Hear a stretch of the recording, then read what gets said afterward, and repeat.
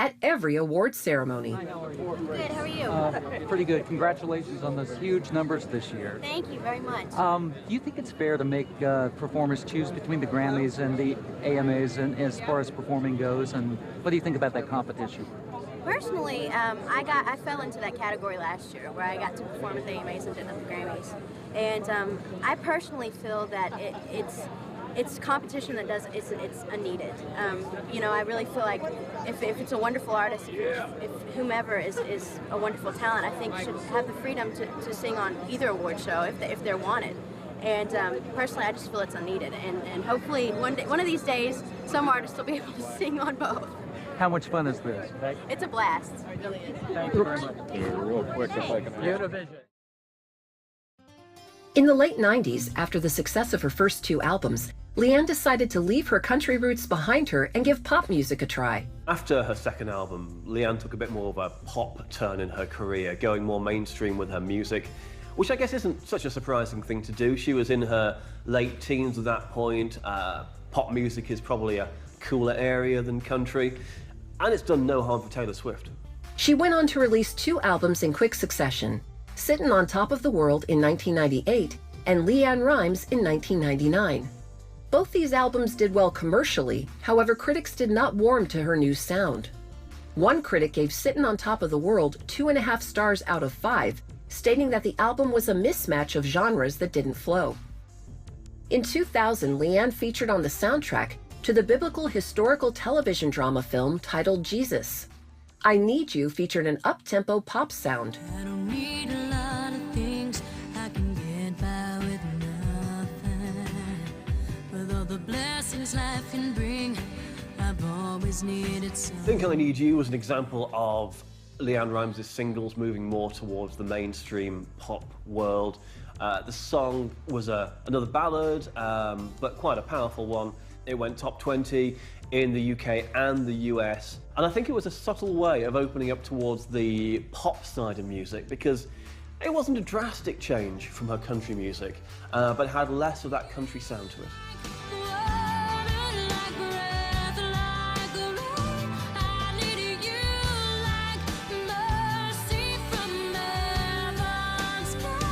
There's a lot of drama in the video for I Need You. It's playing up to the message of the lyrics in there, and LeAnn Rimes puts on a great performance.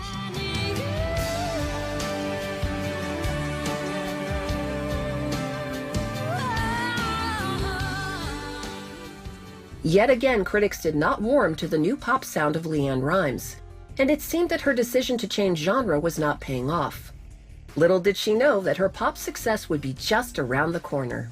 I think this move towards pop wasn't perhaps immediately as successful as she might have hoped, but then with Coyote Ugly, everything kind of changed and it did go big. The song was Can't Fight the Moonlight, one of the most memorable pop records of all time. The video for the song featured LeAnn singing in front of a large crowd on the set of the film, whilst scenes of the movie played alongside.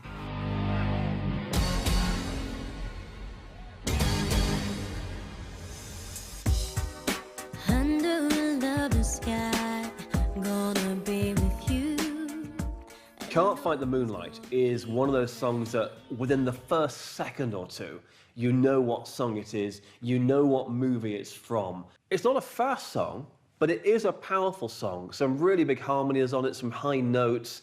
She gives it a great performance, and I think that really cemented LeAnn Rimes as someone that was able to do a lot more than just country. You can try to resist, try to hide from my kiss, but you know that you can't fight the moonlight deep in the dark. You'll surrender your heart, but you know that you can't fight the moonlight, no. Typical kind of film song video. She's singing on the bar, interspersed with parts of Coyote Ugly as well. A really fun feeling video.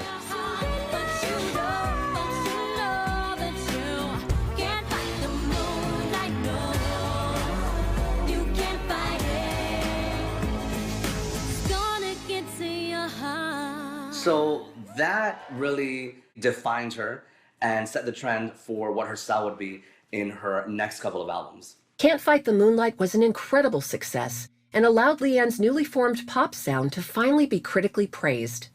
The song reached #1 in the UK and went on to become the highest-selling single in Australia in 2001. Thanks to the release of Can't Fight the Moonlight, it was safe to say that LeAnn Rimes was now an international superstar, and at just 18 years old.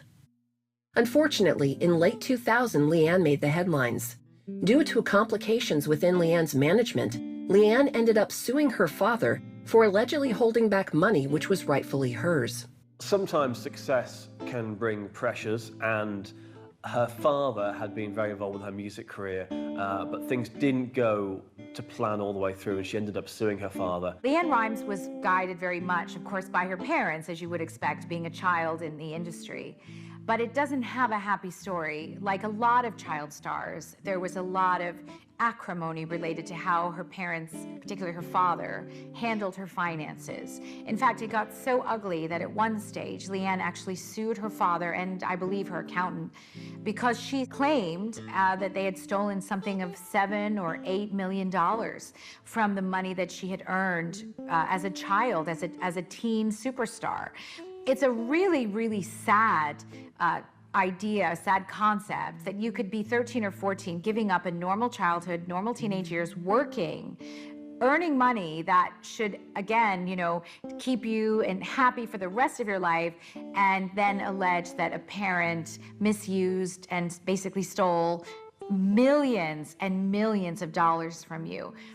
Whatever the truth of the matter is, it's a very ugly story. It's an ugly idea if it is in fact true, and it's a pretty brutal wake-up call for LeAnn Rimes. LeAnn Rimes has never been as likable as, say, Britney Spears or Taylor Swift at one time was. But I think in part, you have to look at her beginnings. I think LeAnn Rimes ended up suing her dad for multi-millions that she claimed he stole from her. That doesn't exactly foster the kind of happy family scenario, and may in fact have a role in some of the, say, personality undertones that we detect in LeAnn today. They did make up in the end before her wedding, but it was a bit of a darker time in the story of LeAnn Rimes. Due to her lawsuit against her father, LeAnn took a brief break from music to focus more on her personal life. During this period, LeAnn spent a lot of time attending movie premieres and forming friendships with famous film stars like Heath Ledger. Yeah, are you a Heath Ledger fan? I am. Big Heath Ledger fan? I am a big Heath fan, only because I've known him for like 4 years, and he's a good friend and he's a sweetheart. Personal connection there. Yeah, he's just an amazing guy, and I'm here to support him, so. Awesome. Yeah. What's next for you? I have an album coming out October 1st called Twisted Angels, so. Check it out. Check it out. I will. Thank you, guys. In 2002, LeAnn went back into the studio to record her 5th studio album. However, this time, the album was written and produced completely by LeAnn, with no help from her father. Twisted Angels was eventually released in late 2002. The album still contained the pop sound that she had been developing over the past few years, but now it was self-produced full by her. Twisted Angel was the first of LeAnn's albums not produced by her father. Critically, it didn't have a brilliant reception from the magazines and the newspapers and so on, but there were some great songs on there, including Life Goes On. It had a more of a grown-up feel to it, but I think so much had changed that maybe the music had slightly lost its place and everything, and that was a bit of a shame, but there are some good songs on there. The lead single was Life Goes On, a soulful pop song that incorporated all of LeAnn's vocal abilities. The song sounded similar in style to previous pop singles and featured LeAnn performing at the front of a carnival.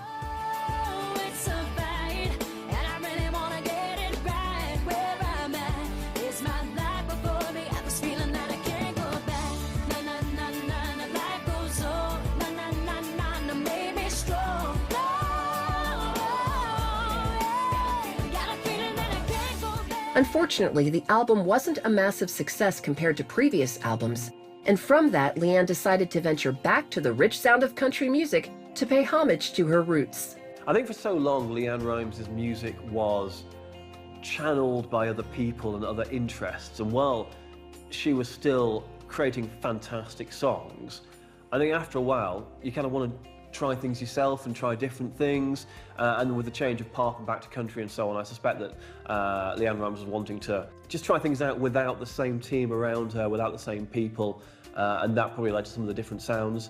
And until you try something, you don't know if it's going to work or not. In 2005, LeAnn released her sixth studio album titled This Woman. The album features strong themes of love, falling in love, and marriage, coinciding with her recent marriage to her backup dancer, Dean Sharamet. LeAnn Rimes' seventh album was called This Woman, came out in 2005 and was back in the country genre.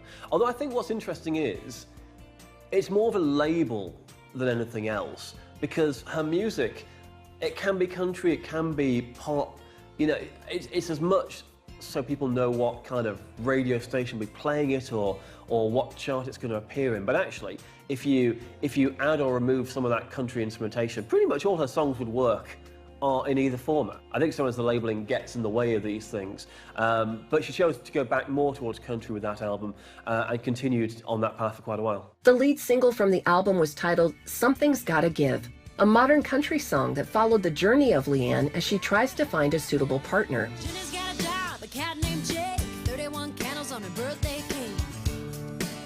Next year, oh, she thought by now she'd have a man, the 2 car seats and a minivan. She says something's got, something's got, something's got. Something gotta give me butterflies, something gotta make me feel alive. With the release of this album, LeAnn was becoming more comfortable making music on her own. And with her recent album featuring a more mature sound, it was plain to see that she was trying to stand out more as an adult, breaking away from her child star image. This is exciting. This is my first time to a Clive party.